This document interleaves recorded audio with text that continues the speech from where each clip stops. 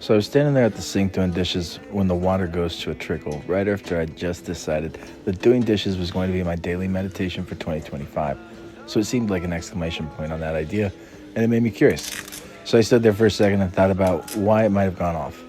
Then I realized the washer had kicked back on and it was going to pass. And so I was relieved because I wasn't going to have to spend money, which is something I don't want to spend after a year where we had to dig up our basement.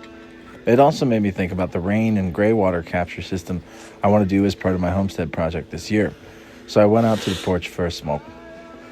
But I was reflecting on how a lot of things are about learning and applying your knowledge so you know when to worry and when not to worry. And a lot of times, worry goes away by letting time pass and having the right knowledge and timing to take advantage of good opportunities. Part of that came from playing poker today, and even though I lost money, it was a good day still because I learned lots. Like I realized why people do other things at poker is because the enemy is boredom and chasing excitement. Because you're like water trying to go through a stone when you're trying to get people to part with their money. So to combat boredom, I can do other things I want to do that I either will enjoy doing anyways or will give me a greater peace of mind, like checking emails or just listening to music. I can also vape and maybe occasionally wager some money, and that's some of that high-quality Tao shit that the author of Zen and the Art of Motorcycle Maintenance talks about that I'm after anyways. It just takes a shift in thinking. Take a project like homesteading. For that, you just have to start it. There's no one operating against you but yourself.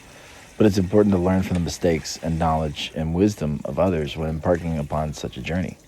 I think, and I may be wrong here, but I figure the most important part about homesteading is probably planning. And this reveals a simple truth for me, which is this: dreams only work if you do. We are what we pretend to be, like Kurt Vonnegut said, so we must be careful what we pretend to be. I would add that we should probably also ask ourselves if what we pretend is what we want to be or not, like being a bowler. Now, if that's not some high-quality Tao shit, then I don't know what is.